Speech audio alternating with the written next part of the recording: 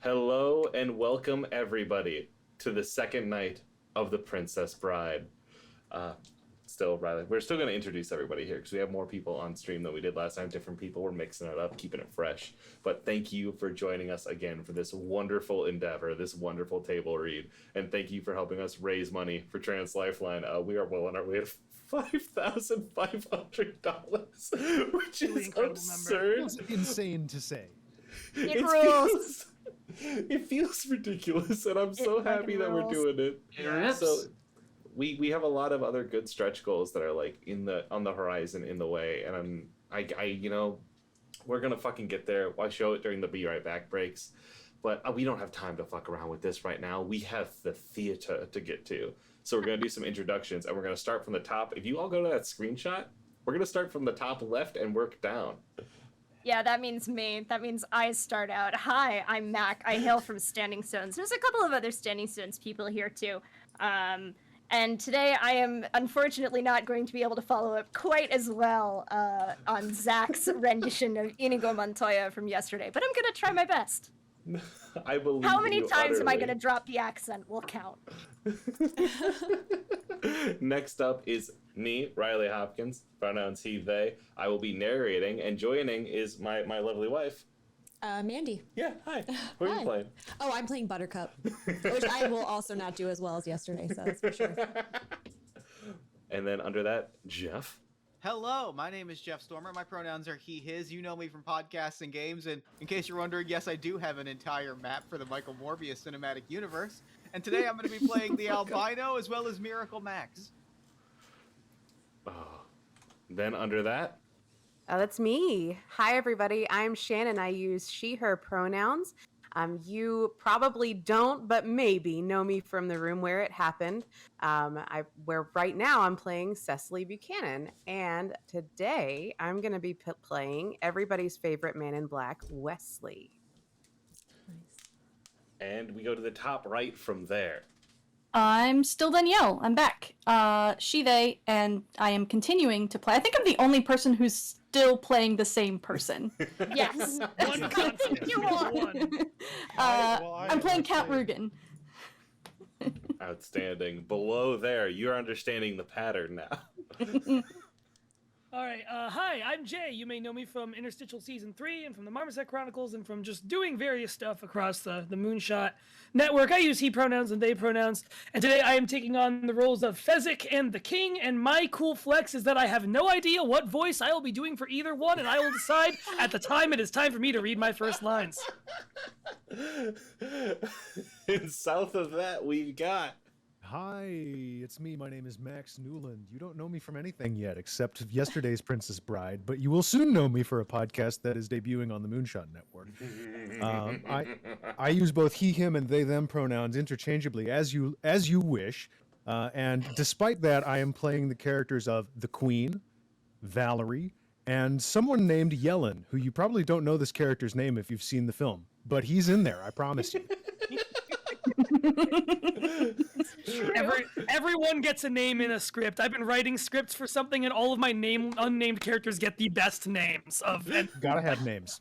Well, everybody gets got a name and an elaborate backstory so that when you publish the action figure, you can put it all on the back and really fill out the wiki page. Give them a page. Merchandising. Merchandising. Get it. Jeff gets it. Merchandising. Further south, we continue our journey. Hi, I'm Izze. You may remember me from playing Vizzini yesterday, and today I'm not playing Vizzini because he's dead. I'm dead. from the Hearthside Enclave Guild, not Standing Stones and not Moonshot. You're from the... I love you anyway. Is You're Hearthside just Enclave the World of Warcraft guild that joined last night? No. Yes. I wish it was, but no. I use CCR or they, them pronouns.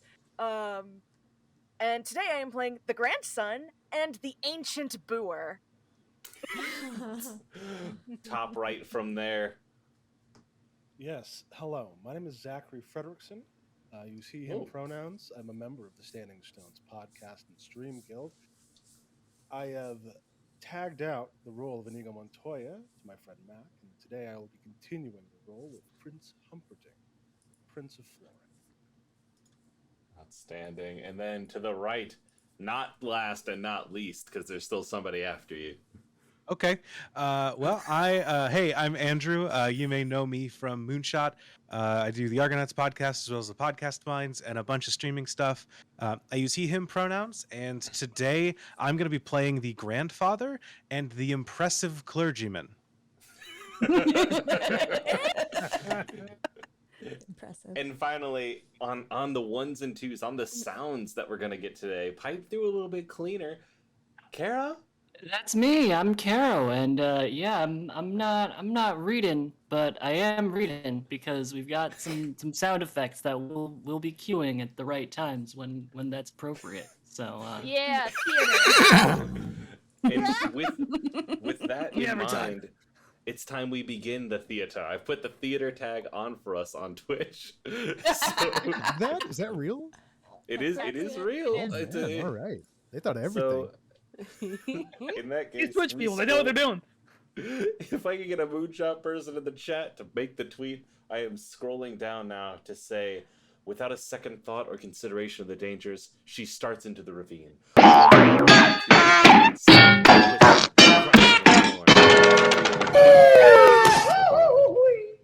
The dust cloud rising, pull back to reveal Prince Humperdinck reigning in at the spot where Buttercup promised ransom in exchange for her freedom. The prince shakes his head. Disappeared. You must have seen us closing in, which might account for his panicking in error. Unless I'm wrong, and I am never wrong, they're headed dead into the fire swamp. The mere mention of the fire swamp makes Count Rugen pale. Cut to the ravine floor, two bodies lie a few feet apart, not moving. It is, of course, Buttercup and Wesley. They might be corpses. After a time, Wesley slowly forces his body into motion, and as he does, cut to Buttercup, bruised and torn, as Wesley crawls slowly towards her. Can you move at all? Move. You're alive. If you want, I can fly. I told you I would always come for you. Why didn't you wait for me? Well, you were dead. Death cannot stop true love. All it can do is delay it for a while.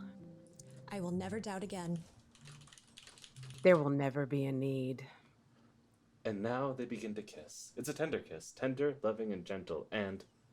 Oh no, please. The kid's bedroom. What is it? What's the matter? They're kissing again. Do we have to hear the kissing part? Someday you might not mind so much. Skip on to the fire swamp. That sounded good.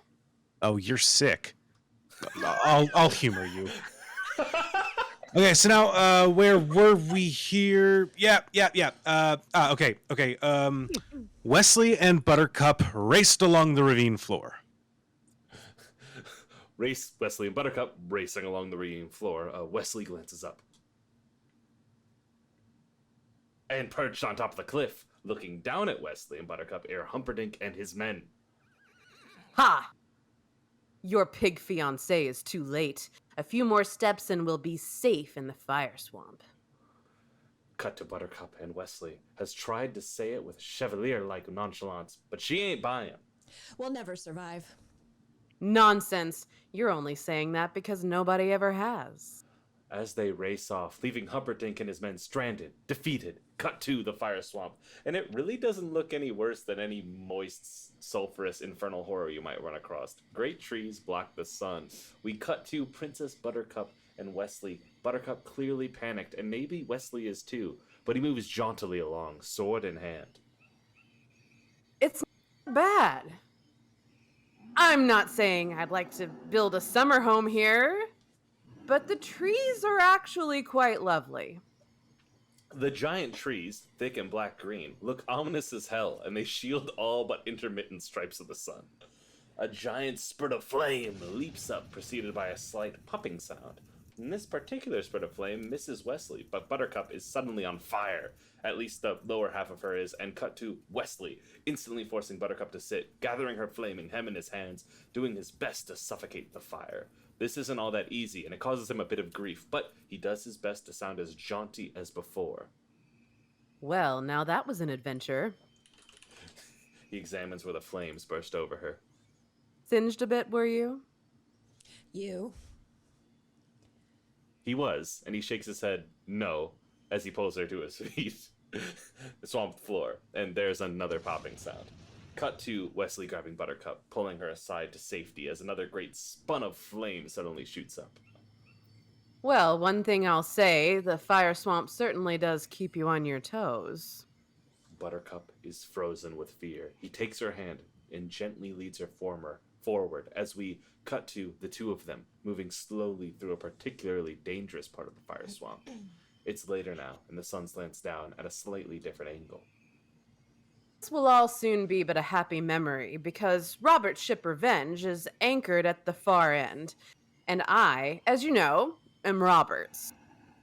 But how is that possible, since he's been marauding 20 years and you only left me 5 years ago? I myself am often surprised at life's little quirks. There is again a popping sound, then a huge spurt of flame. Wesley simply picks up Buttercup as they walk along, moving her out of danger, puts her back down, and goes right on talking without missing a beat. You see, what I told you before about saying please was true. It intrigued Roberts, as did my descriptions of your beauty. Cut to some hideous vines. They look like they could be flesh-eating. Wesley takes his sword, slices a path for them to follow. The vines groan as they fall. He's been chatting away the entire time. Finally, Roberts decided something. He said, "All right, Wesley, I've never had a valet. You can try it for tonight. I'll most likely kill you in the morning." 3 years he said that. Good night, Wesley. Good work. Sleep well. I'll most likely kill you in the morning. It was a fine time for me. I was learning to fence, to fight, anything anyone would teach me. And Roberts and I eventually became friends. And then it happened. What? Go on. Wesley picks her up, carrying her across some swamp water that is bridged by a narrow, rickety tree branch. Well, Roberts had grown so rich, he wanted to retire. So he took me to his cabin and told me his secret. I am not the Dread Pirate Roberts, he said. My name is Ryan.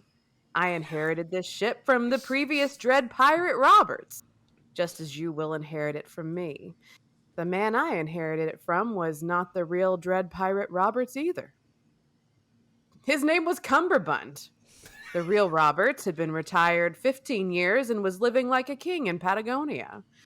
Then he explained the name was the important thing for its inspiring the necessary fear. You see, no one would surrender to the Dread Pirate Wesley.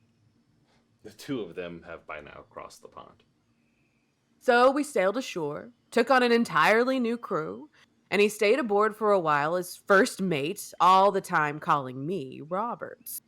Once the crew believed, he left the ship, and I have been Roberts ever since. Except, now that we're together, I shall retire and hand the name over to someone else. Is everything clear to you? Buttercup, perplexed, is about to reply, but the ground she steps on gives way. It's lightning sand, a great patch of it, and it has her. A cloud of powder rises and she sinks into the stuff, crying Wesley's name, but then she is gone as we... Cut to Wesley, whirling, slashing at a U-shaped vine, hacks it in half. It's still connected to the tree. Then he grabs it, drops his sword, and clutching the other end of the vine, he dives into the lightning sand, and there's another cloud of white powder, but it settles quickly. Now, nothing can be seen. Nothing at all. Just the lightning sand, lovely and lethal. Hold on the lightning sand.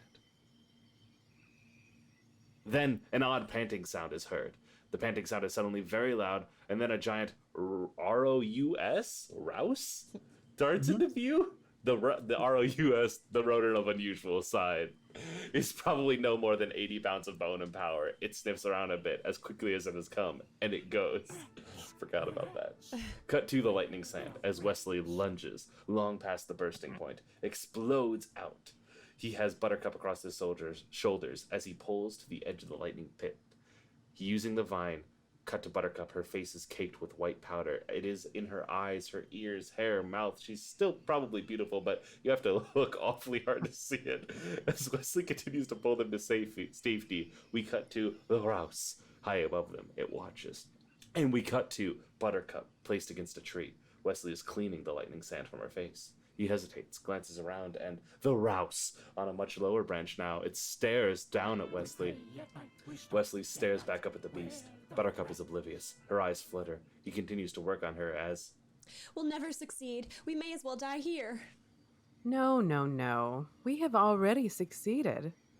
He glances back again. Now there are 2 Rouses. They have climbed into a nearby tree, staring hungrily down. Cut to Wesley, picking her up. He puts an arm around her, starts to walk with her as he encouragingly goes on talking. I mean, what are the 3 terrors of the fire swamp? 1, the flame spurts. No problem. There's a popping sound preceding each. We can avoid that. 2, not 3, but 2, the lightning sand. But you were clever enough to discover what it looks like. So in the future, we can avoid that too. Wesley, what about the ROUSs? Rodents of unusual size? I don't believe they exist. And as he says that, an ROUS comes flying at him from off screen. We cut to Buttercup screaming but Wesley pinned under the attacking ROUS, trying to fend it off. Can't. The thing's teeth sink deep into his arm. He howls.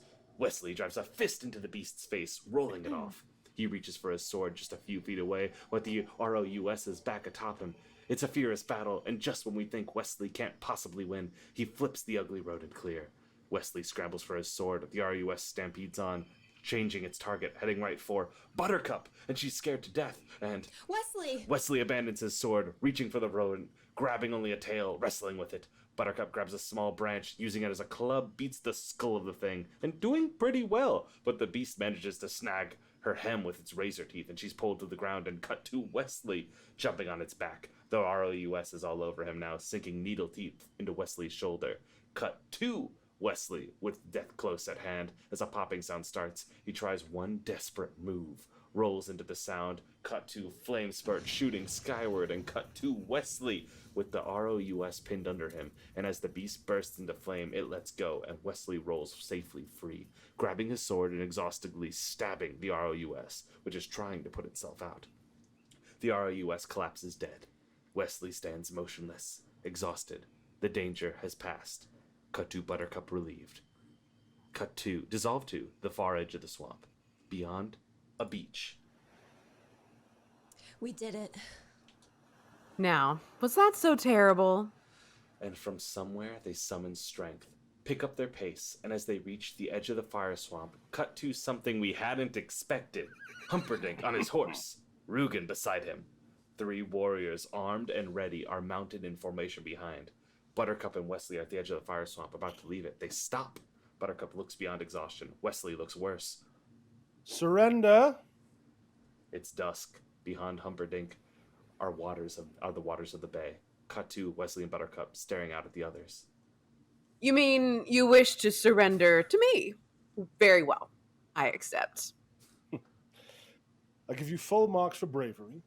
Don't make yourself a fool. But how will you capture us? We know the secrets of the fire swamp. We can live there quite happily for some time. So, whenever you feel like dying, feel free to visit. I tell you once again, surrender. It will not happen. Cut to Buttercup, looking from one to the other. Then something else catches her eye, and we cut to, in shadow, an armed warrior with a loaded crossbow aimed at Wesley's heart. Cut to Buttercup looking the other way. Cut to another warrior, crossbow aimed at Wesley.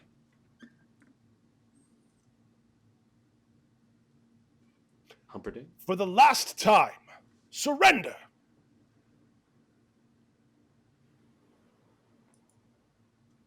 Wesley, did I skip a part? There's too many crossbows. Yeah. There's so many crossbows. The crossbows. Oh. Where am I? Another crossbow aimed at Wesley? Uh-huh. There's like 87 crossbows aimed at Wesley. I want to be clear. Like 74 of them. So many. There's a lot of crossbows, and I really insist you must surrender. And I don't see any of them, so death first, bruh. Buttercup frantically staring around, and now a third warrior, we'll say 37th, crossbow outstretched, ready to shoot. This one is hidden in a tree, blocking any escape Wesley might try. Will you promise not to hurt him? Humperdinck whirling to face her. What was that? Wesley whirling to face her.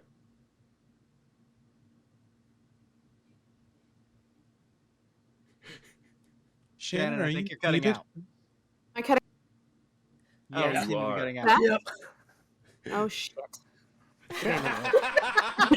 Entering something new in the script. Wesley phases out of mortal plane. Okay, it's in there. Wesley learns instant I'm gonna- transmission. Wesley I'm gonna activates Morgan turn off time. my air conditioner. Enters the Hold on. multiverse. That might do it, Shannon. Yeah. Wesley puts two fingers to his head, and we hear the telltale sound of, and he vanishes, gone to King Kai's planet. The movie ends here. My air Yeah, conditioner is super weird, and the noise gate might be getting it. So Oh. I've turned Very it off. possible. No worries. Okay. I'm running a noise gate on my end for pumping y'all into the stream, so we will be golden if you want to So- turn off your noise gate. But Wesley said, "What was that?" And then Buttercup. What was that? Talking, yeah, Buttercup talking to them both. If we surrender and I return with you, will you promise not to hurt this man?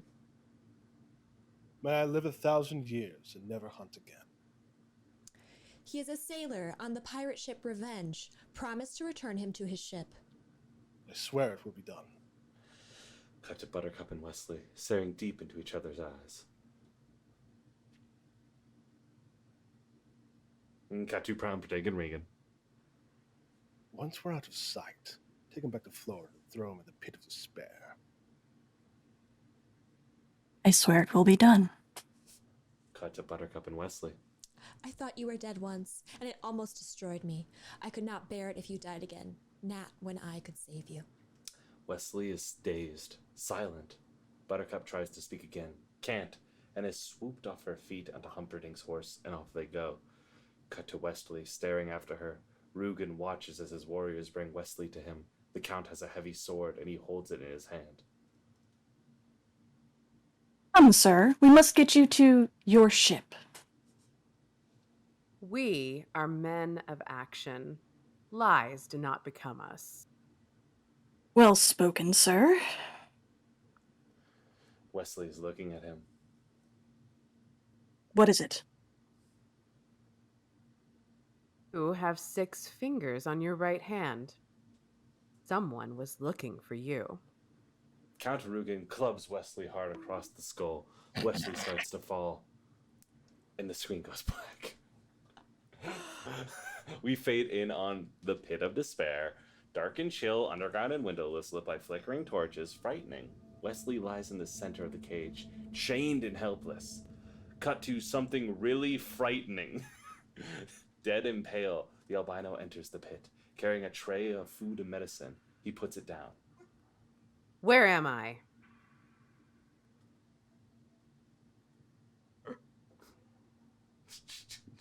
Who's the albino? It's me. Am I not coming through? That was not coming through. You did not come through at all. Says whatever That's the voice you only thing did that was didn't come so through. fucked. You know Interesting just angle like, on the character you're taking there. The pit of despair. Yes! There we go. There we go. Enough of that came through. Yeah, I think you got caught in the noise gate. Got caught in the multiverse. Got trapped in the noise. Got more. Got more. He begins tending to Wesley's wounds. Wesley winces. Don't even think.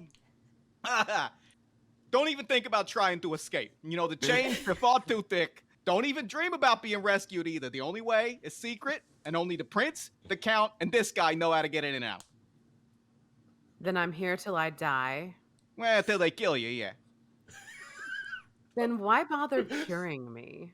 The prince and the count, they always insist on everybody being healthy before they're broken. It's the whole thing. So, it's to be torture. Yeah, pretty much. Torture, dinner, torture. You know, it's a cycle. I can cope with with Culture? I can cope with culture. I can cope with torture too, very well. Thank you. Hey, The albino You don't shakes believe his head. me? hey, you survived the fire swamp. You must be very brave, but nobody withstands the machine. He studies Wesley, whose face is almost sad. Cut to Buttercup, and her face is sad. Pallid, perhaps ill, she wanders down a corridor in the Florin castle. As she moves unseeing past an intersecting corridor, we cut to Prince Humperdinck and Count Rugen watching her. She's been like that ever since the fire swamp. It's my father's failing health that's upsetting her. Of course. As they move on, we cut to Florin Castle night. Camera holds on it, while we hear the grandfather's voice reading. You know, the king died that very night. And before the following dawn, Buttercup and Humperdinck were married. We cut to the main square of Florin Castle, and if we thought it was packed before, we didn't know how many more could fit in this courtyard. Humperdinck, Rugen, and the Queen stand high on the balcony. And at noon, she met her subjects again, this time as their queen. My father's final words were, Hold it. Grandpa. And the screen freezes, Humperdinck caught in mid-sentence. And we cut to the kid's room. The kid is half sitting now, not strong yet, but clearly stronger than the first time we saw him. That wrong. She doesn't marry Humperdinck. She marries Wesley. I'm sure of it. After all that Wesley did for her, and if she does not marry him, it wouldn't be fair. Well, who says life is fair? I mean, that's what's written here. It says life isn't always fair. I'm telling you, you're messing up the story. Now, get it right. Do you want me to go through with this? Yes? All right, then no introductions, or no more interruptions. Do I have to introduce myself to you, Grandpa? Ooh, no Grandpa, no. interruptions. I'm reading. At noon, she met her subjects again and introduced herself as queen. And on those words, we cut to Prince Humperdinck. my father's final words were, love her as I loved her, and there will be joy. I present to you your queen. Queen Buttercup! And on his words, the crowd is gigantic. The archway, as we saw before, as Buttercup emerges, the crowd suddenly going to its knees, wave after wave of silent, kneeling people, all of them down. Buttercup, touched as before, but then she seems stunned as the crowd, someone is booing. The booing gets louder as an ancient woman appears. Approaches Buttercup through the crowd, booing every step of the way. Why do you do this? Because you had love in your hands and you gave it up. Boo! But they would have killed Wesley if I hadn't done it. Your true love lives and you marry another? True love saved her in the fire swamp and she treated it like garbage. That's what she is, the Queen of Refuse. You bow down to her if you want. Bow to her. Bow to the Queen of Slime, the Queen of Filth, the Queen of Putrescence. Boo! Boo! Rubbish! Filth! Slime! Muck! Boo! Boo! Boo!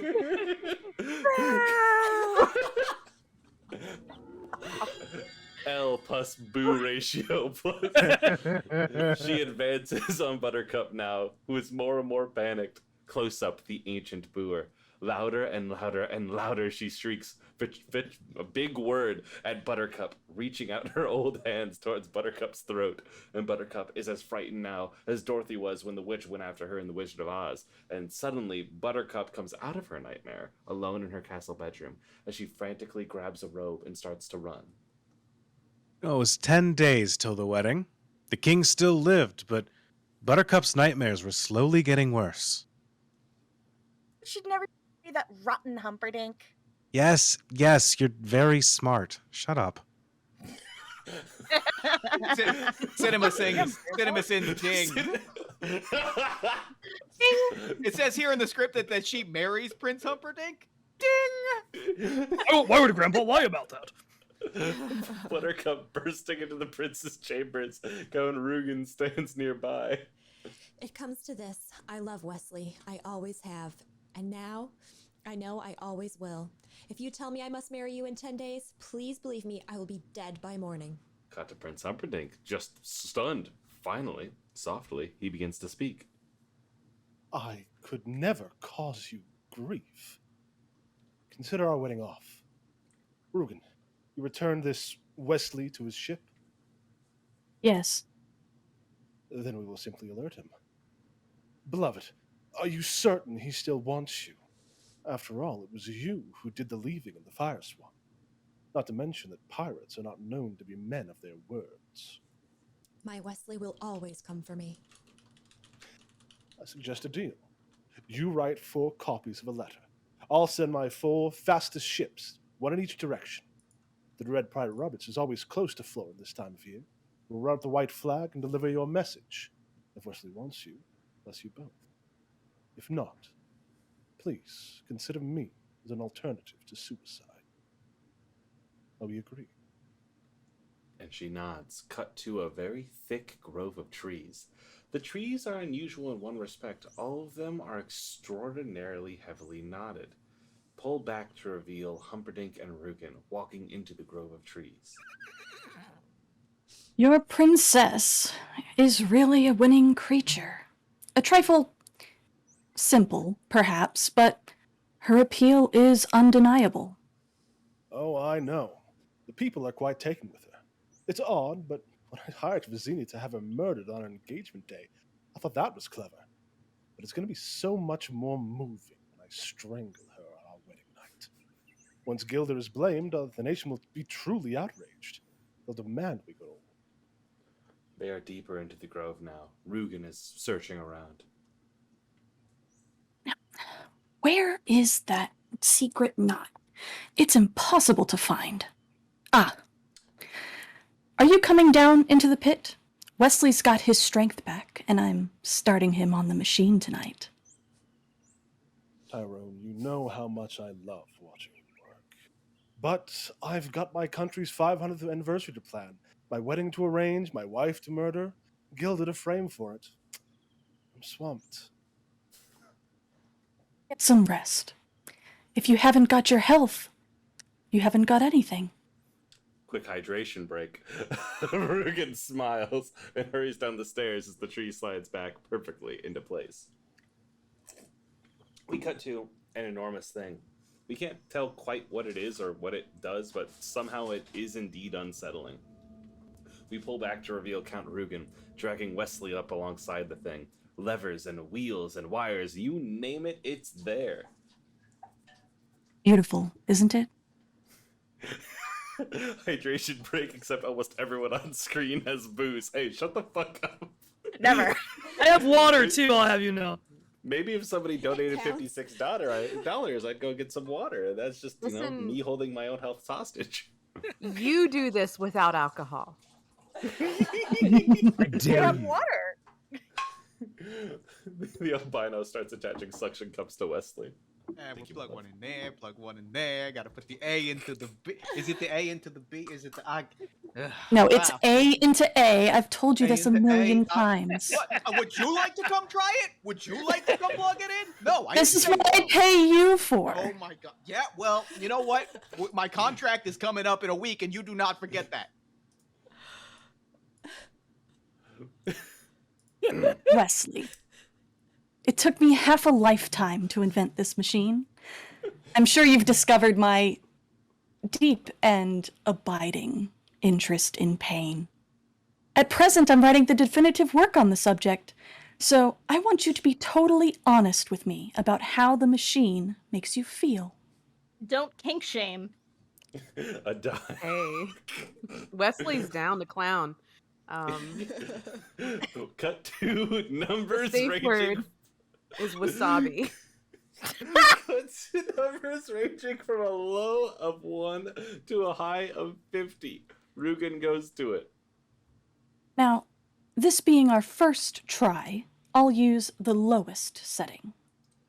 And he turns the dial to 1. Cut to Wesley. He has suction cups on his head now, on his temple, on his heart, his hands and feet. He says nothing, keeps control of himself. Cut to Count Rugen, fiddling with his machine a moment more. And then he opens the floodgate. Water pours down the chute, turning the wheel, which in turn really gets that machine going. Cut to Wesley. He's lying on the table, and he's only flesh, and the chain and the metals are thick. But it's such is his desperation, it almost seems that he might break them.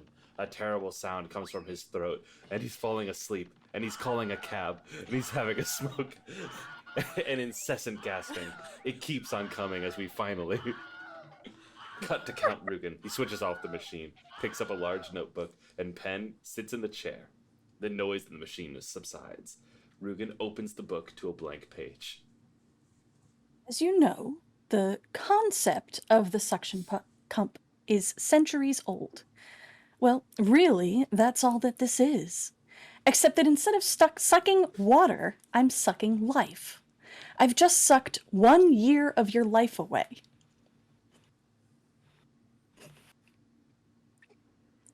I might one day go as high as 5, but I really don't know what that would do to you. So, let's just start with what we have. What did this do to you? Tell me. And remember, this is for posterity, so be honest. How do you feel? What that machine do? When you lose a year off your life and it keeps sucking. And she keeps And now at last, Wesley in anguish, so deep it is dizzying. Helpless, he cries.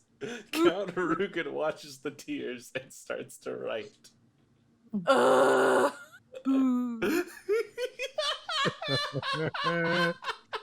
has a sad. Interesting. Cut to Humperdinck. In all his quarters, swamped.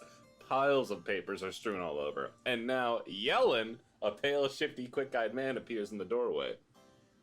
Yellen, Sire. as chief enforcer of all Florin, I trust you with this secret. Killers from Gilda are infiltrating the Thieves' Forest and plan to murder my bride on our wedding night. My spy network has heard no such news. It's a Buttercup entering. Any word from Wesley?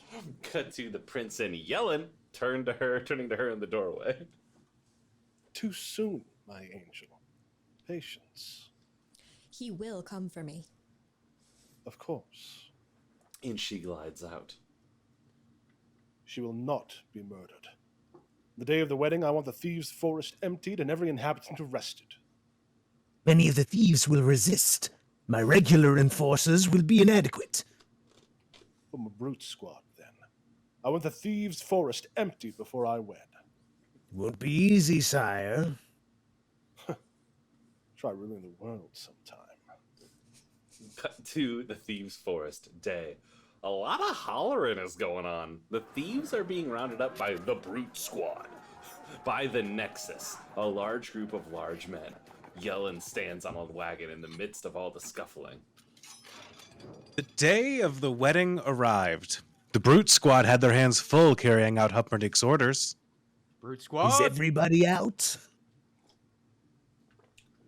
Almost! There's a Spaniard giving us some trouble!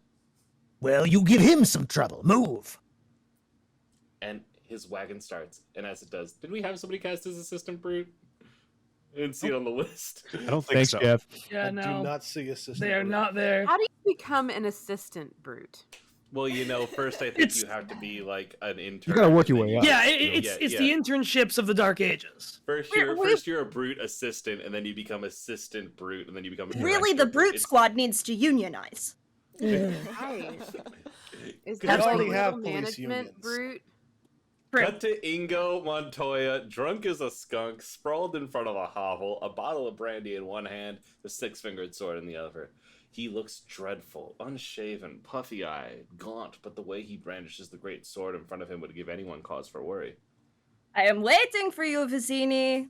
You told me to go back to the beginning. So I have. This is where I am. This is where I'll stay. Will not be moved. He takes a long pull from his brandy bottle. He stops as the assistant brute comes in to brew. Oh, there! I do not budge. Keep your hoe there. He waves his sword around dangerously. But the prince gave orders to... And so did Vizzini. When a job went wrong, you went back to the beginning. This is where we got the job. So it's the beginning, and I'm staying till Vizzini comes. You, brute, come over here. I am waiting for Vizzini. Voice me, you surely are a meanie. Ingo feels a hand on his back. A huge hand. He compares it to his own smaller hand. Hello. It's you. True. And as Assistant Brute is just about to club Ingo's brains out, Fezzik lets fly with a stupendous punch. The Assistant Brute takes the full force of the blow right in the chops. It's like he was shot from a cannon as he careens backwards out of sight across the street. There's a pause, then a crunching sound, as he clearly comes into contact with something hard and immobile. The Fezzik Brute puts Squad Ingo down. does need to unionize. This is ridiculous. Working Keep saying conditions. Ingo, like the Pokemon train guy. Yeah, it's Oh my god. His name is Inigo. Inigo. I need you to know, I say Ocarina of Time, Apano. I just swing at words, man. Oh no. Oh, you're valid, but Inigo? damn. Inigo. Good. Inigo. Inigo or Inigo Inigo. are fine. 3 syllables. Inigo. All right, I need to get back to it now. Fezzik puts You- Inigo down. You don't look so good. You don't smell so good either. Perhaps not. I feel fine. Yeah. And so Fezzik puts Inigo down.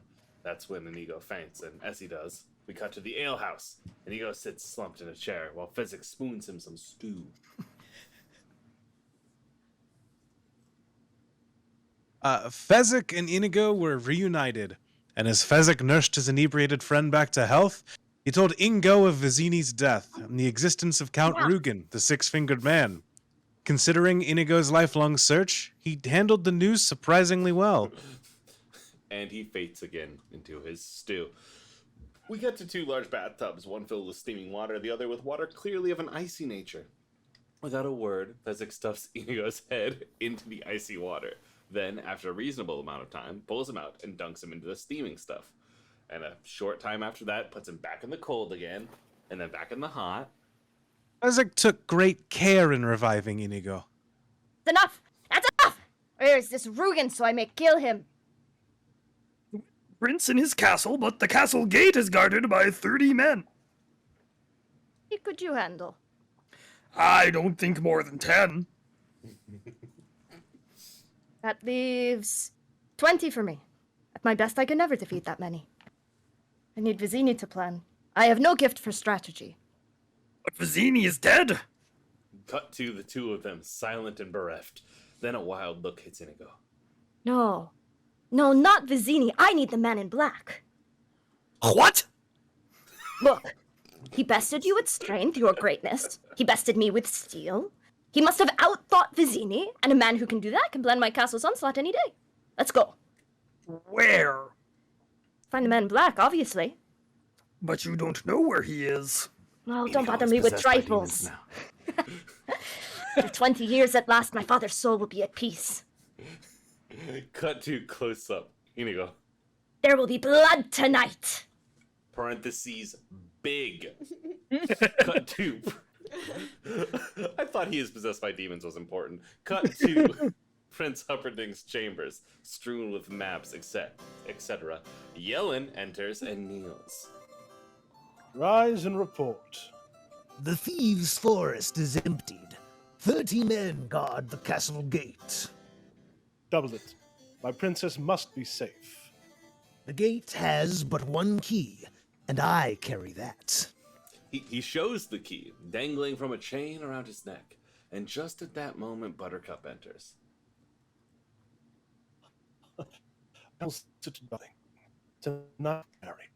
Tomorrow morning, your men will escort us to the Florent Channel, where every ship in my armada waits to accompany us on our honeymoon. Every ship but your 4 fastest, you mean? The prince looks at her blankly for a moment. Every ship but the 4 you sent. Yes, of course. Naturally, not those 4. Your Majesties. Buttercup, staring at Humperdinck. You never sent the ships. Don't bother lying. It doesn't matter. Wesley will come for me anyway. You're a silly girl. Yes, I am a silly girl. Not for having seen sooner that you were nothing but a coward with a heart full of fear.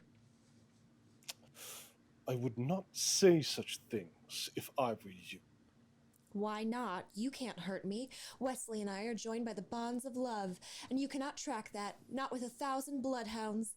And you cannot break it, not with 1,000 swords. And when I say you were a coward, that is only because you are the slimiest weakling ever to crawl the earth. Humperdinck, jumping at her, yanking her by the hair, starting to pull her along out of control, his words indistinct. I would not say such things if I were you! All caps, no spaces in the script. So you know. Cut to as the prince throws open the door to Buttercup's room, slams it shut, locks it, breaks into a wild run, and Wesley in the machine. But it's not on. Count Rugen is adding more notes to his book. He looks up as the prince suddenly comes down the steps, raging.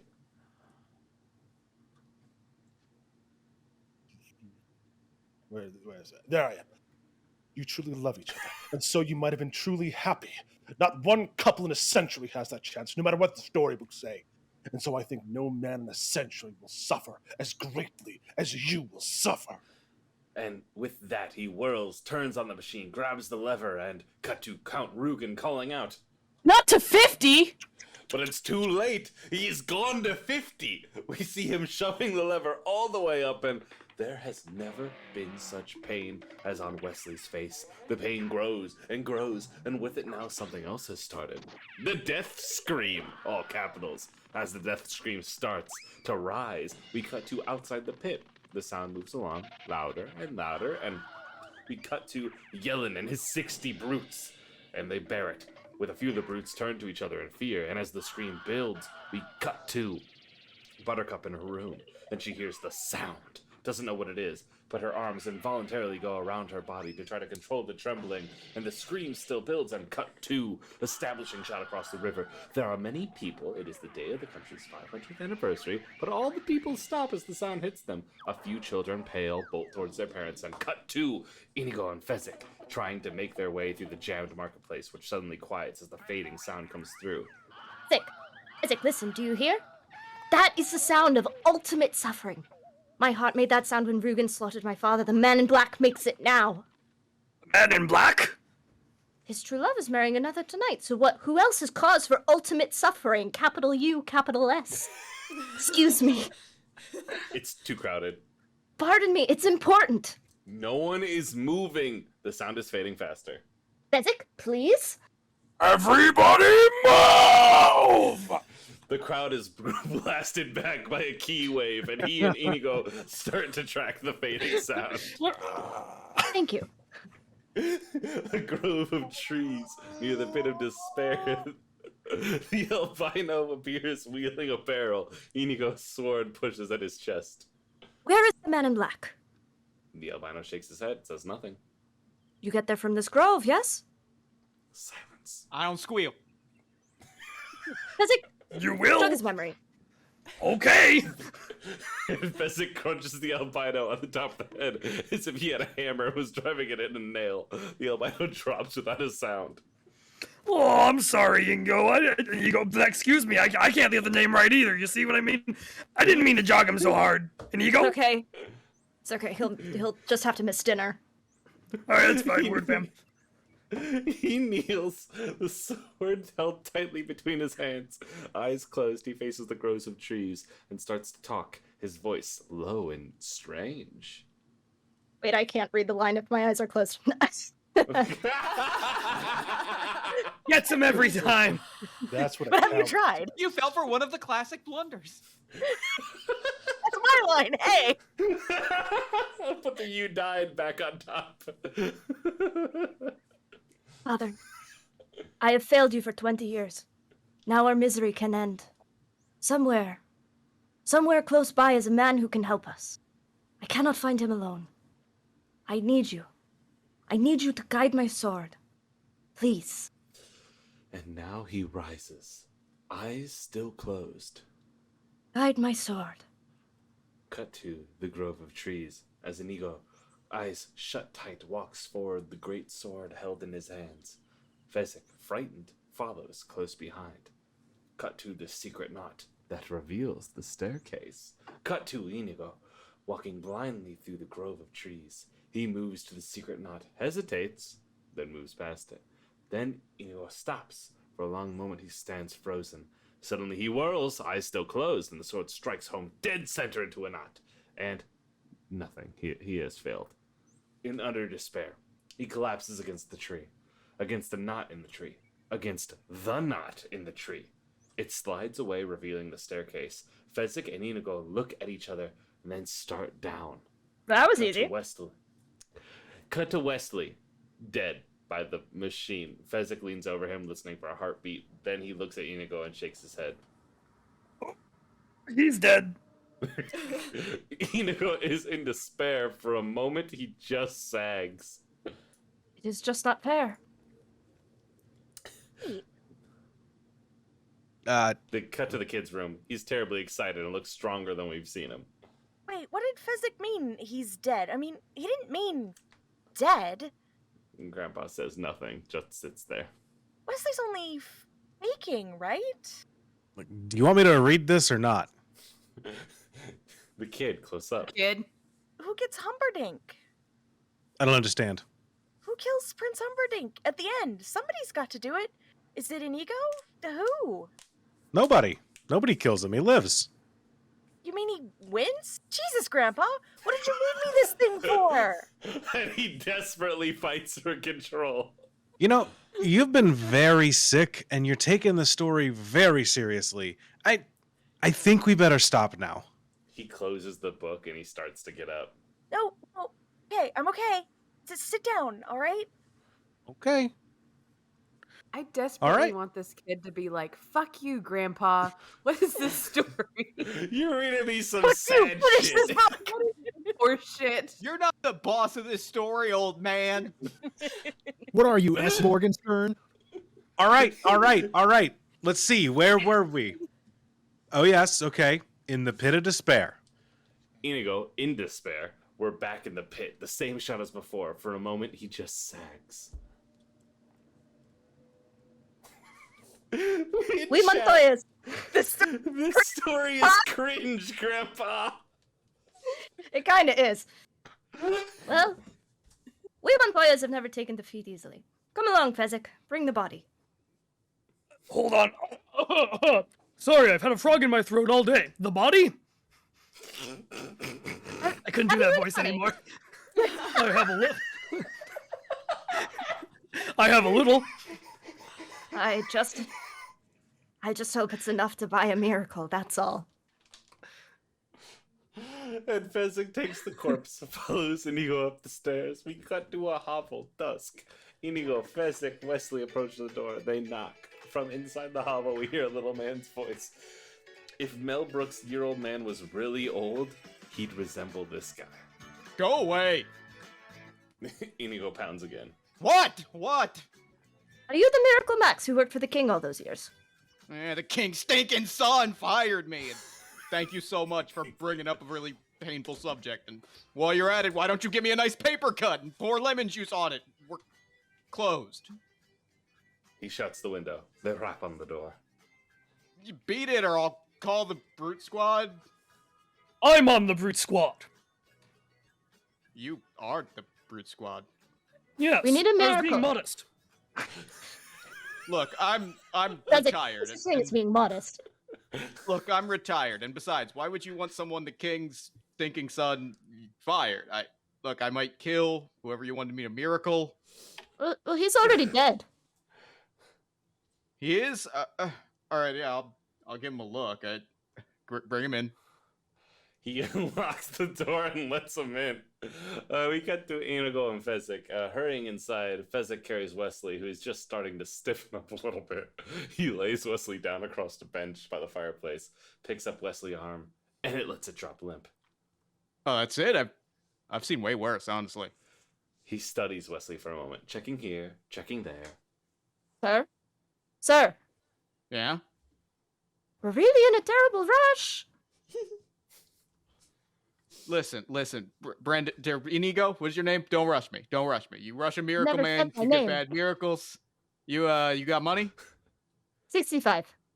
I've never worked for that little except once, and that was a really noble cause. Oh, this is noble, sir. His wife is crippled. His children are on the brink of starvation. You're a really rotten liar. I need him to help avenge my father murdered these 20 years. I didn't want to talk about it, but you pushed my hand. Actually, I prefer the first story. Where's the bellows? Do we know where the bellows is? He owes you what? He owes you money? Is that it? All right, I'll ask him. It's fine. He goes to get the huge bellows. He's dead. He can't talk. He's dead. He can't talk. Look what you know. It just so happens your friend here is mostly dead. There's a big difference between mostly dead and all dead. Can you just open his mouth? Inigo does. Max inserts the bellows into Wesley's mouth and starts to pump. Now, mostly dead, it's slightly alive. It's all dead. Well, now the thing is, with all dead, there's usually only one thing you can do. What's that? Go through his clothes. Look for loose change. It's called the life lesson. Yeah. He begins to pump. No, you're right. He also starts pumping again. Hey, hello in there. Hey, what's so important? What you got there that's worth living for? And he presses lightly on Wesley's chest. True love. Everybody stares at Wesley lying there on the bench. True love, you heard him. You could not ask for a more noble cause than that. True love is the greatest thing in the world, except for a nice MLT, a mutton, lettuce, and tomato sandwich. I call it the, fuck, I should have thought of a funny burger name. I didn't think of it. All right, it was fine. The mutton, it's nice and lean, and the tomato is ripe. They're so perky. I love that. My real passion is sandwiches. It's burgers. It's fine. They're so perky. I love it, but that's not what he said. He specifically said to bluff, and as we know, to bluff is to bluff. So, you're probably playing cards. He probably cheated. Why you gotta lie all the time? Why, Max? Come on. Stars out of the back room and toward. Val, get back. It's a witch, everybody. It's a witch. Get back. I'm not a witch. It's not Halloween. That was last week. I'm your wife now. But after what you just said, I'm not sure I want to be that anymore. You never even had it so good. True love. He said true love, Max. My God. Val, don't say another word. I'm serious. He's afraid. Ever since Prince Humperdinck fired him, his confidence is just out the window. Why'd you say that name? You promised me you'd never say that name. What, Humperdinck? No. Humperdinck? No, I'm not listening. Ooh, I'm not listening. Humperdinck. Val, I'm not listening. A life is firing, and you don't have the decency to say why you won't help. Nobody's hearing anything. Nobody's hearing what you're saying now. Humperdinck. But this is Buttercup's true love. If you heal him, he will stop Humperdinck's wedding. Humperdinck. Shut up, Val. Wait. You say if I make him better, Humperdinck suffers? Humiliations galore. I mean, yeah, that's a very noble cause. Give me the 65. I'm on the job. As Valerie shrieks excitedly, we cut to this lump. It is somewhat smaller than a tennis ball. Pull back to reveal Max and Valerie, exhausted, looking at the lump with beatific pleasure as Valerie, cooking utensil in hand, covers the thing with what looks like chocolate. Inigo and Fezzik stare at the thing too, but more dubiously. That's a miracle pill. Max nods. The chocolate coating makes it go down easier. That was my little genie's idea. But you have to wait 15 minutes for full potency, and don't go swimming for at least what? What is it they say, Maxie? What is it? An hour? Yeah, an hour. Yeah, like a good hour. 60 minutes at least. Yeah, like 60, probably 70 minutes, I'd say. You know, accepts the pill as shakes Wesley, who is stiff as a board now. Thank you for everything. I can't talk anymore. Another drink. Okay. Bye-bye, boys. Have fun storming the castle? Oh, Maxie, do you think it'll work? No, God, no. That'll take a miracle. I mean, bye, everybody. Bye. Bye. And as they wave, trying to look happy, we cut to Fezzik, Inigo, and Wesley on top of the tower outer wall of the castle. They look down on the front gate of the castle. The 60 brutes of the brute squad are visible. Fezzik is thunderstruck by how many... Fezzik is thunderstruck by how many brutes there are. Upset, he turns to Inigo, who is concentrating unsuccessfully, trying to prop Wesley against the wall. Inigo, there's more than 30. What's the difference? We've got him. Help me here. We'll have to force feed him. Has it been 15 minutes? We can't wait. The wedding's in half an hour, and we must strike in the hustle and the bustle beforehand. During this, Fezzik, using all of his strength, has managed to get Wesley into a right-angled sitting position, while Inigo brings on the miracle pill. Tilt his head back. Open his mouth. How long do we have to wait before we know if the miracle works? Inigo, pill in hand, drops it into Wesley's mouth. Honestly, I'm not quite sure. Your guess is as good as mine. I'll beat you both apart. I'll take you both together. I suppose not very long. Inigo and Fezzik react. Wesley is the only one not amused. Why won't my arms move? He sits there, immobile, like a ventriloquist's dummy. You've been mostly dead all day. We had Miracle Max make a pill to bring you back. Who are you? Are we enemies? And why am I on this wall? Where's Buttercup? Let me explain. No. There is too much. Let me sum up. Buttercup is Mary Humperdinck in little less than half an hour. So all you have to do is get in, break up the wedding, steal the princess, make her escape, after I kill Count Rugen. That doesn't leave much time for dilly-dallying. He is watching his fingers, one of which twitches now. You've just wiggled your finger. That's wonderful. I've always been a quick healer. What are our liabilities? There is but one working castle gate. Fezzik helps Inigo raise Wesley just high enough so he can see for himself. And it is guarded by 60 men. And our assets? Your brains, Fezzik's strength, my steel. Cut to Wesley, absolutely stunned. That's it? Impossible. If I had a month to plan, maybe I could come up with something. But this? He shakes his head from side to side. Just shook your head. Doesn't that make you happy? My brains, your steel, and his strength against 60 men, and you think a little head jiggle is supposed to make me happy? I mean, if we only had a wheelbarrow, that would be something. Where did you put that wheelbarrow the albino had? Or the albino, I think. Well, why didn't you list that among our assets in the first place?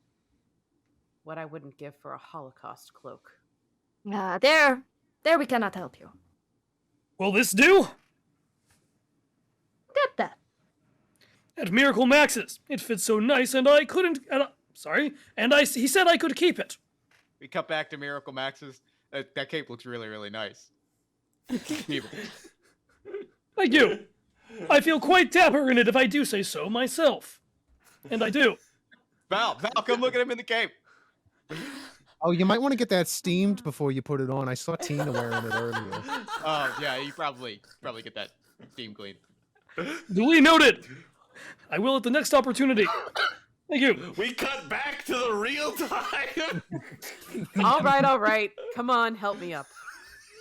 Inigo and Fezzik too. Now, I'll need a sword eventually. You can't even lift one. True, but that's hardly common knowledge, is it? Thank you. Now, there may be some problems once we're inside. I'll say. How do I find the Count? Once I do, how do I find you again? Once I find you again, how do we escape? Pester him. He's had a hard day. Right. Sorry. They move along the wall in silence for a time. Then these words come to us in the wind. Ego! What? I hope we win. Cut to Buttercup in her bridal gown, and she's incredible. It's not just her beauty. There's a tranquility about her now. We pull back to reveal the prince fastening a pearl necklace around her. You don't seem excited, my little muffin. Should I be? Brides often are, I'm told. I do not marry tonight. Buttercup, and she couldn't seem more serene. My Wesley will save me. Cut to her Wesley, looking down on the gate with Inigo and Fezzik. Cut to the main gate, and Yellen standing there, flanked by his 60 brutes. Cut to Wesley and Inigo and Fezzik, looking down at the enemy. This is it. Inigo and Fezzik shake hands. Wesley can't do even that, but after a bit of rocking back and forth, he manages to get enough momentum to catapult his arm over onto his friends. Cut to an absolutely gem-like little chapel. Pull back to reveal the most intelligent, the most impressive appearing clergyman imaginable. Buttercup and Humperdinck kneel before the clergyman, behind them sitting and mumbling Old King and Queen. Standing in the back is Count Rugen. 4 guards are in position, flanking the chapel door. Marriage. Marriage is what brings us together today. He has an impediment that would stop a clock. Marriage. That blessed arrangement. A dream within a dream. And now, from outside the castle, there begins to come a commotion. And then... Stand your ground, men! Stand your ground! And it is a bit unnerving. A giant seems to be floating toward them out of the darkness. A giant in a strange cloak, and with a voice that would crumble walls. And the Dread Pirate Roberts! There will be no survivors! Fezzik, and he seems to be floating because he's standing in the wheelbarrow, as Inigo, hidden behind him, busts a gut by pushing it and supporting Wesley. I think it's just T-posing. Now? Not yet. The giant T-posing closer. My men are here, and I am here, but soon you will not be here. Real thinker, I know. Yellen keeps the brutes in position, or trying to, shouting orders, instruction, as the brutes hold. Now, Inigo and Wesley. Inigo struggling briefly under their combined weight. Now? Light him. The brutes as the giant bursts suddenly into flames. Red Pirate Roberts takes no survivors. All your worst nightmares are about to come true. Cut to the chapel where the impressive clergyman plows on. When love, true love, will follow you forever. Prince Humperdinck, turning quickly, gives a sharp nod to Count Rugen, who immediately takes off out of the chapel with the 4 guards as we cut to Fezzik, flaming and scary as hell. Hello, nice to meet you. The Dread Pirate Roberts is here for your souls. Cut to Yellen, as suddenly the brutes just scream and take off in a wild panic. Stay where you are! I said, stay where you are! Cut to inside the chapel. Go treasure your love. Skip to the end. Have you the ring? As Humperdinck whips out the ring, the screams are very loud outside. Here comes my Wesley now. Cut to Fezzik as he pulls off the cloak. Fezzik, portcullis. Yes. And Fezzik rushes forward, grabbing the portcullis, which is indeed closing quickly. Fezzik grabs the gate and swings the tonnage back upward. Yellen just watches in fear. We cut to the chapel as Humperdinck shoves the ring on Buttercup's finger. Your Wesley is dead. Buttercup only smiles and shakes her head. I killed him myself. Then why is there fear behind your eyes? And she is right. It is there. We cut to Yellen pressed against the main gate. Wesley, Inigo, and Fezzik close in. Give us the gate key. I have no gate key. There's arms off. Fezzik steps towards him. Oh, you mean this gate key? Yeah. He whips it out and hands it to Fezzik. We cut to the impressive clergyman. And do you, Princess Buttercup? Man and wife. Say man and wife. Man and wife. Escort the bride to the honeymoon suite. I'll be there shortly. And as he dashes off, we cut to Buttercup standing there dazed. I need everyone to know that the impressive clergyman's lines are written in Uwu speak. Yeah. They absolutely are. Yeah. They are. What a quap. And Andrew's doing amazing translation. But We got our clergyman straight from Volcano Manor. Exactly. Buttercup standing there dazed. He didn't come. Count Rugen and his 4 warriors racing through the castle as they reach a complex intersection of several corridors. Rugen stops, incredulous, as we cut to Wesley, Inigo, and Fezzik moving toward them. Actually, Fezzik is dragging Wesley, who is in turn dragging Yellen's sword like a stiff dog on a leash. Wesley simply hasn't the strength to raise it, but we cut to Count Rugen as the confrontation is about to start. Kill the Dark One and the Giant, but leave the third for questioning.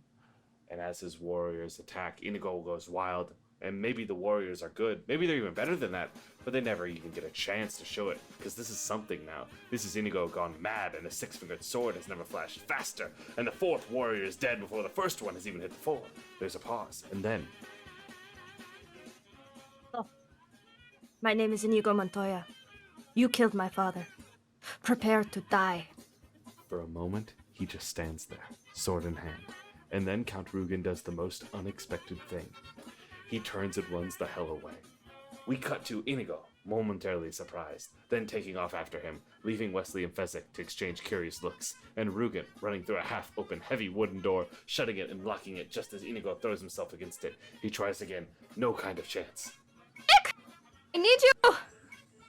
Fezzik with Wesley, who is still unable to walk under his own power, he calls back. I can't leave him alone! Inigo, pounding at the heavy door. He's gonna go away from me, Fezzik! Please! Fezzik! I'll be right back! And he props Wesley up against a large suit of armor and takes off toward the intersection where Inigo's voice came from. And cut to Inigo still hammering the door. Fezzik approaches, gestures for him to stop, and with one mighty swipe of his mighty hand, the door crumbles. Thank you. And as Inigo flies through the door, Fezzik heads back to Wesley. We cut to Buttercup walking with the king and queen. The queen, more sprightly, is several paces ahead. Strange wedding. Yes, a very strange wedding. Come along. Buttercup gently stops the king and places a kiss on his forehead. He's surprised and pleased. What's that for? Because you've always been kind to me, and I won't be seeing you again, since I'm killing myself once we reach the honeymoon suite. Oh, that'd be nice. Kiss me. Not those words. He cuts to counter Rugen, and he's running, dashing through the corridors as he glances back. Cut to Wesley behind him, coming like a streak. Inigo behind him, coming like a streak. Wesley's still frozen, perfectly still. His legs aren't working. Inigo runs behind him, coming like the streak. And then we cut to the intersection with the large suit of armor and Fezzik gaping, staring at all those choices, trying to piece together the puzzle of the missing Wesley. Count Rugen flashing out of one room, down a staircase, and picking up his pace. He pulls out a deadly-looking dagger with a sharp point and a triangular-shaped blade, and he sprints on, and we cut to Inigo, closing the gap closer, and he's down the stairs and heading out into the dining hall, and we cut to Count Rugen throwing the dagger. We cut to Inigo trying like hell to get out of the way, but no! It sticks deep into his stomach, and he hurls back helplessly against the wall of the room, his eyes glazed, blood coming from the room. The room is going white on him. Sorry, Father. I tried. Cut to Count Rugen, looking across the room at Inigo. He stares at Inigo's face, then he touches his own cheeks as memory comes. You must be that little Spanish brat I taught a lesson to all those years ago. Simply incredible. Have you been chasing me your whole life only to fail now? I think that's the worst thing I've ever heard. How marvelous. Inigo sinks, and we cut to Buttercup, shutting the door of the honeymoon suite, crossing quietly to the floor the far wall where she waits still at the table. She opens a jeweled box and takes out a very deadly-looking dagger. She seems very much at peace as she touches the knife to her chest. There's a shortage of perfect breasts in this world. It would be a pity to damage yours.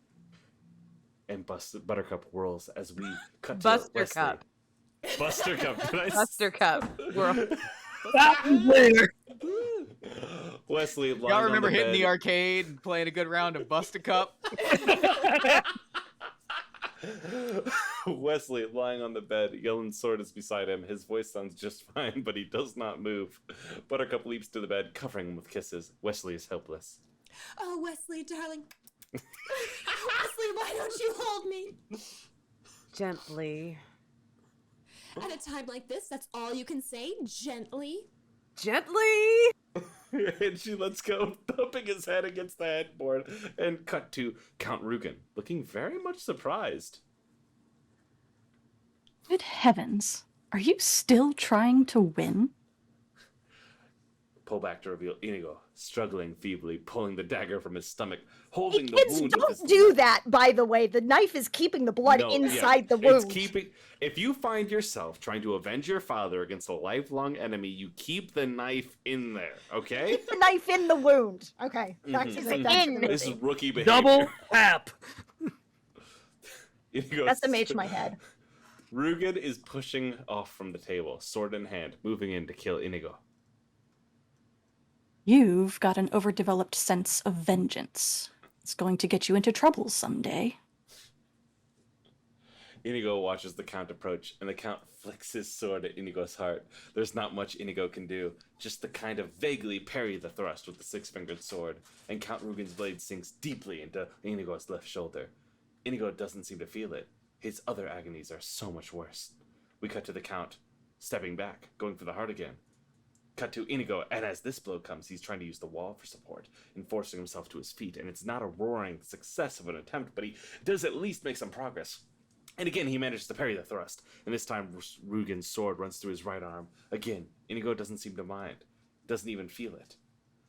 Cut to Count Rugen, stepping back for just a moment, watching as Inigo continues to inch his way to his feet. And then, just before the Count is about to strike again, Inigo manages a little flick of his own, and Rugen hadn't expected it, and he jumps back, makes an involuntary cry of surprise, and cut to Inigo, slowly pushing himself from the wall. My name is Inigo Montoya. You killed my father. Prepare to die. Count Rugen suddenly going into a fierce attack, striking with the great power and precision, for he is a master swordsman, and he forces Inigo easily back, drives him easily into the wall, but he does not penetrate Inigo's defense. None of the Count's blows get home, and as the Count steps back a moment, Inigo slowly pushes off the wall again. Hello. My name is Inigo Montoya. You killed my father. Prepare to die. And again the Count attacks, slashing with wondrous skill, but none of his blows get through, and slowly Inigo again moves forward. Hello. My name is Inigo Montoya. You killed my father. Prepare to die.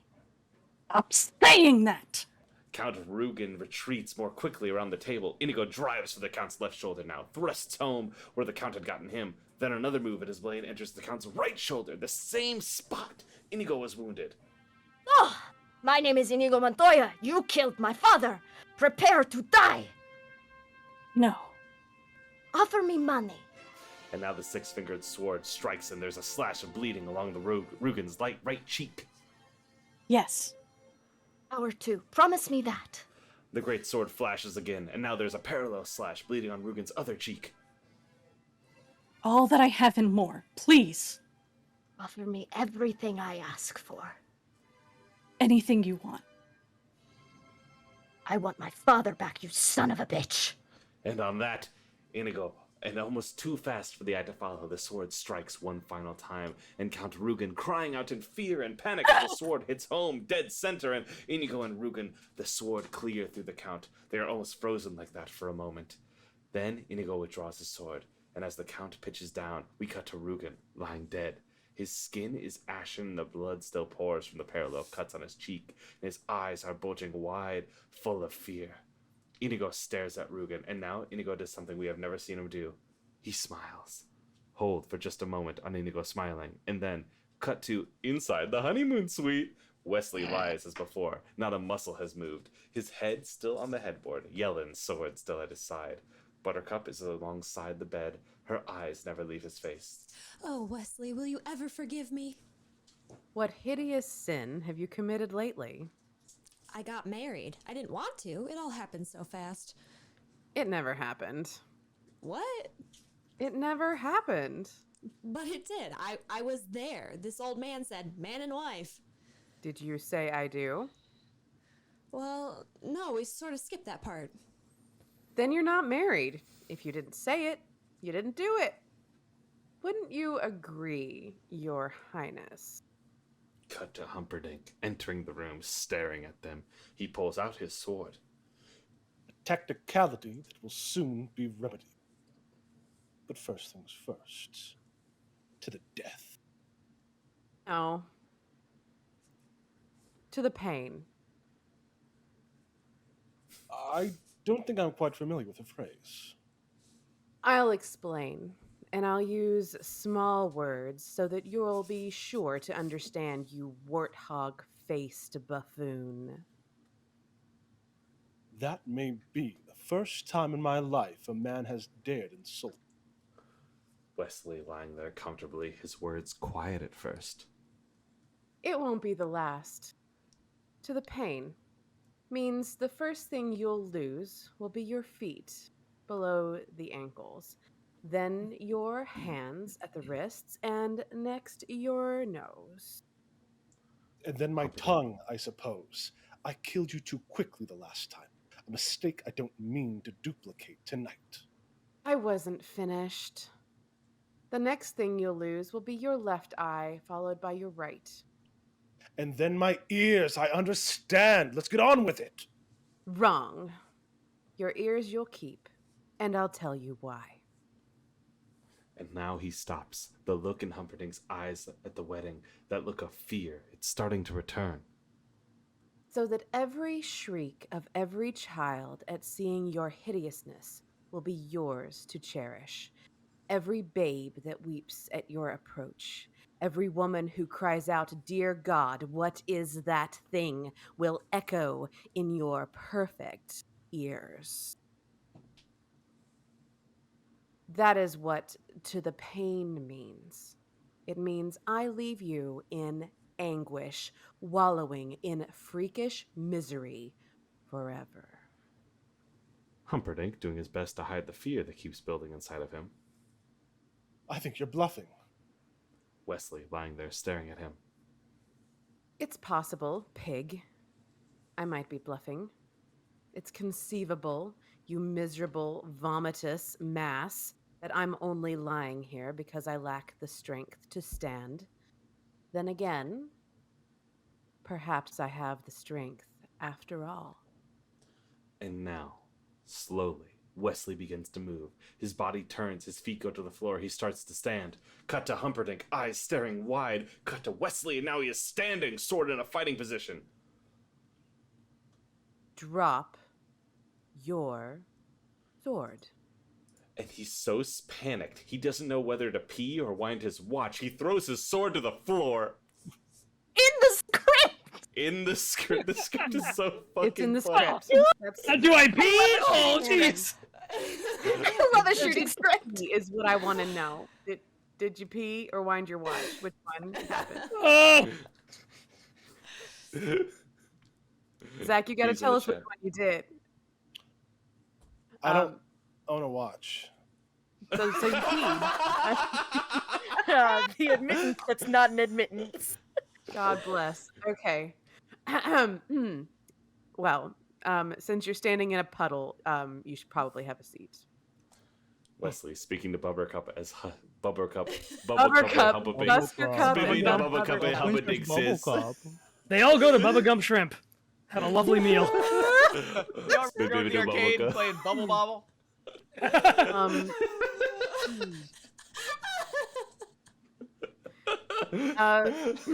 Sweetie, tie him up. Make it as tight as you like. and she sets to work. Kinky. Inigo, cut to Inigo entering, looking around. Isaac. I thought he was with you. No. In that case, woo. Whoa, whoa, whoa.